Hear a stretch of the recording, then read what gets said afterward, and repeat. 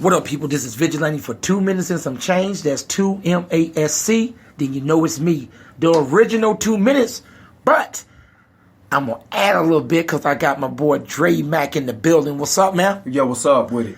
Not much, man. So let's talk about this Civil War. Let me tell you about Civil War. You know about the North and the South. Right. We also know about Iron Man, Spider-Man, and he was going up against Captain America. Right. But we got something else that's going on. Conscious versus unconscious. Lyrical MCs versus mama mouth rappers. What up?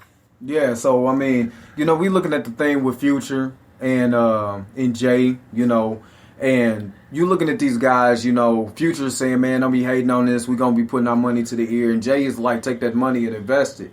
And that's the problem right now within hip-hop, man. Ever since you had guys like Biggie and Pac and all these other guys really conscious, Nas at his height in this level when he wrote Hip Hop Is Dead, you had that Civil War where the industry is pushing making money because that's what we doing music for, is to make money. Yeah. But in the same instance, the OGs of the rap game, your Cubes and your KRS-Ones and all of that is saying, man, make sure that you push your community. Make sure you push that information out about what's going on so we can be able to change within our society. Take that money and be able to build up the community and the industry. It ain't the rappers, for real. It's really the industry. It's like, look, you give me a hotline and I'm gonna make you a superstar. And like I said, Cube did that on the death certificate. Yeah. On the opening track of the death certificate. Hey man, I got a contract for you. What you talking about, man? Don't you want a jet? Don't you want this? Don't you want that? It's the same thing these guys are talking about right now. Yep. The industry is like, man, I can make you a superstar. What do I need to talk about? Whatever. You know what I'm saying? You can talk about whatever you want. Well, can I talk about getting high? Yeah. You can talk about this? Yeah. What if I start talking about consciousness, about building up my community? Nah, we don't want to hear that. Yep. And that's the Civil War. And it happens within ourselves, but it happens within the industry itself. That's why a lot of independent artists and a lot of underground artists who's pushing real facts don't get that mainstream publicity right now. And that's the problem what's going on. No doubt. And the thing is, man, you said it. You said a mouthful and you said some real talk. Now, devil's advocate. Well, this is the young generation. This is the new movement.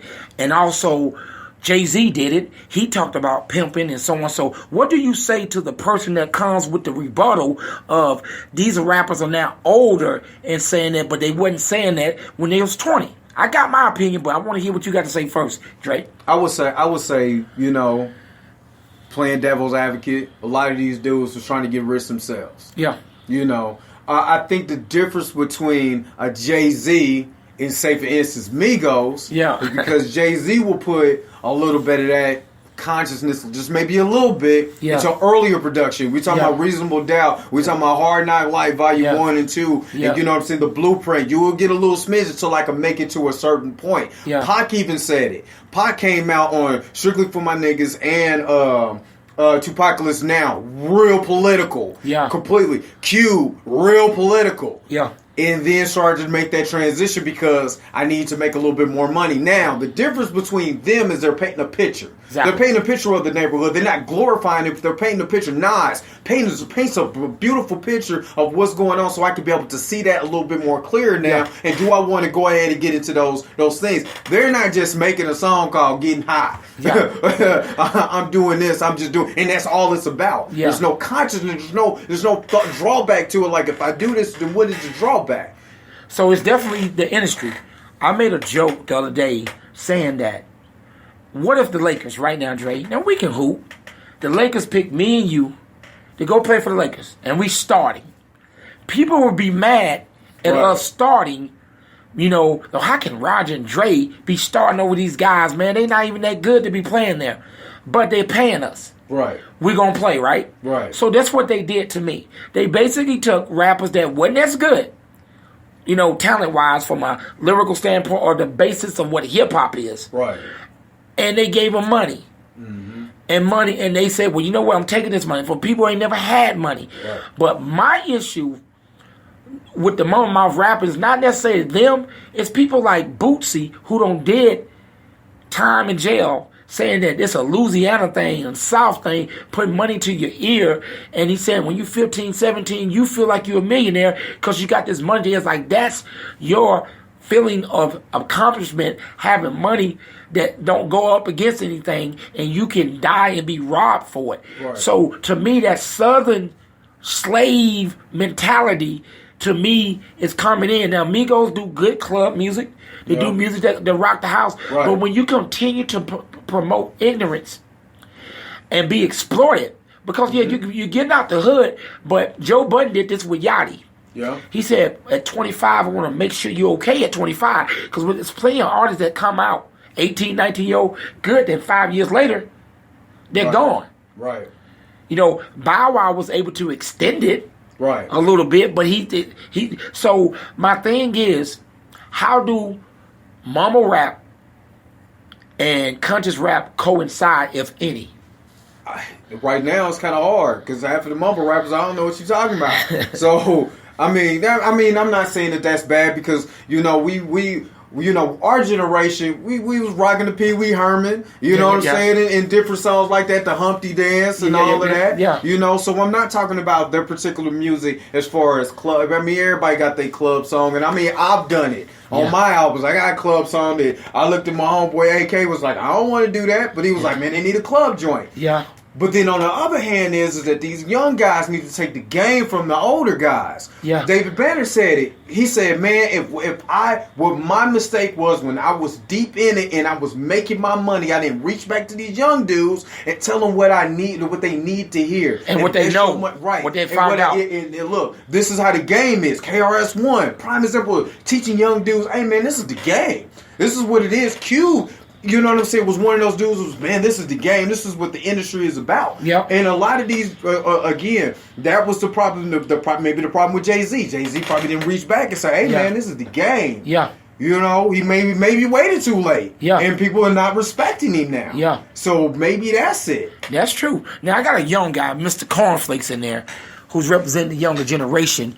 As you see it, turn up, getting lit, some of y'all lingo, and you being a young guy that's, you know, you're a writer, president of Student Senate and these things. What do you see about this new revolution between the conscious rapper and the unconscious rapper, mama mouth rappers versus lyrical rappers? You know, they didn't pull back. What I'm saying is that the conscious rappers were working for everybody, right? They're trying to get everybody mindset, but they never reached back and got me.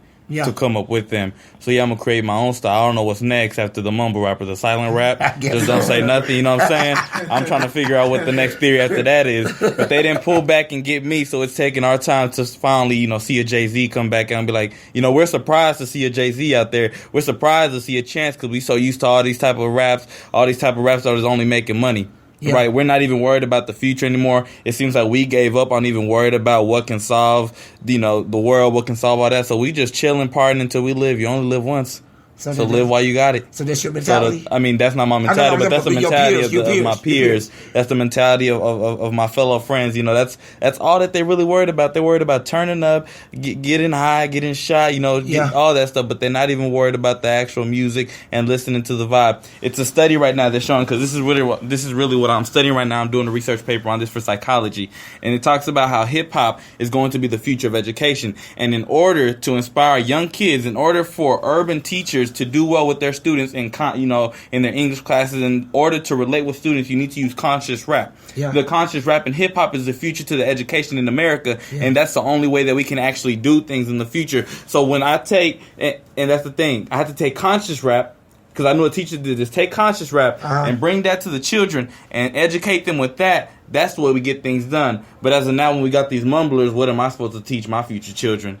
A mumble rap? Is that what I'm supposed to show them? How to get thug life? Yeah. Because that's not what I'm trying to show them. But, you know, when you look to these Jay-Z's and Nas and you and all these conscious rappers, and you show kids that's the future of the education by relating to them with the hip-hop music. Hip-hop is the future to a lot of things. It's just, are we going to use it the right way or not? Exactly.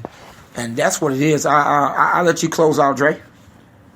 So, what I'm saying is, anybody listening to this radio broadcast, man, what are you going to do? Are you going to continue to support things that's not supporting us, and it's not being just being detrimental to our upgrowth in our life? And I believe that is the thing, is that we need to be able to get to a point where we have to put backing behind people who is backing us. No doubt. That's the change. No doubt. Where can they find you at, Dre Mac? They can find me on Instagram, DreMac99, Twitter, DreMac99, Snapchat, DreMac99, or on Facebook, DeAndre Dre Mac McDonald. You know, just hit me up on the Instagram. I'm always posting every day. I have new black knowledge called history, #history. Yeah. I got some every day just for us. You know what I'm saying? What was the day, matter of fact? What was the day's top? Today was Frederick Douglass. Okay. And I'm going to just give you the quote from Frederick Douglass that I put up today. And it says, it's easier to build strong children than repair a broken man. And this is what we're trying to do. We're trying to do the building instead of the repairing. No doubt. Where can they find you at, Mr. Cornflakes? Y'all can always find me on Instagram at Mr. Cornflakes. That's a MR period with the K, Cornflakes. All right. That's about it. That's about it. Get how you live after that. And y'all know y'all can find me on iHeartRadio. We can find this broadcast on iHeartRadio right next to, when you look up Breakfast Club, look me up to 2 minutes and some change, 2.M.A.S.C. Then you know it's me, the original 2 minutes. We didn't go 2 minutes this time. We went a little bit over, but that was the change. Out.